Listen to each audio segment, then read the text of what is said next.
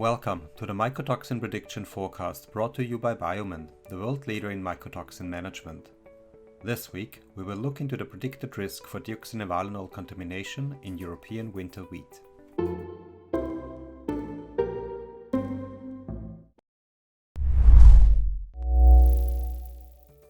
In particular during Anthesis, weather is critical for infection with Fusarium graminearum and subsequent accumulation of mycotoxins.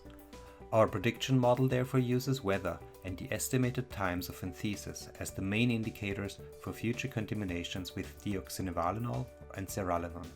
Today we will discuss the risk for deoxynivalenol for growing regions that have reached Anthesis in late May, including mainland France and Eastern European countries such as Hungary or Serbia. And we will look into the forecast weather for regions that will start flowering within the first half of June, including England and reaching further east to the Ukraine. The precipitation map for Europe during the period of May 16 to 31 indicates the number of days with significant rain events during this period. Growing regions where wheat will have entered Anthesis during May are indicated in the smaller map. The first weeks of May were in particular rainy across the continent with the exception of the Mediterranean areas. More precipitation with up to 10 days of rain hit Central Europe from Austria to the Czech Republic down to Romania. Less rain occurred in growing regions in Hungary, resulting in reduced overall risk for deoxynivalenol compared to adjacent regions.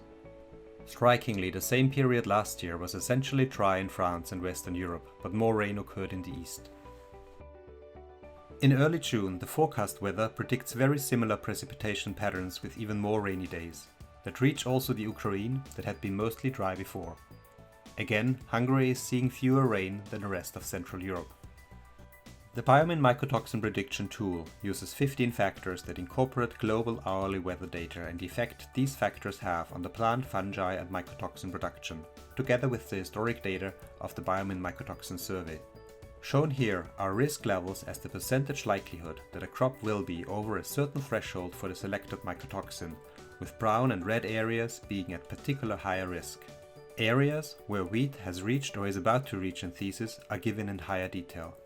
With much of the weather yet to unfold, our current mycotoxin forecast is still subject to change, but using an average across major European regions, we can estimate the overall risk for deoxynivalenol contamination in the upcoming wheat harvest.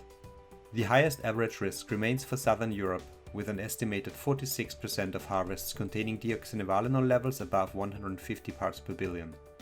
This region has been highlighted here to more clearly show difference to regions exposed to less risk. Risk for zearalenone is in general lower and mostly coincides with the prevalence of deoxynivalenol. While the overall risk for regions is low, regional hotspots may occur where additional precautions are advised. Keep tuned in for our European mycotoxin prediction and occurrence updates as the wheat growing year unfolds.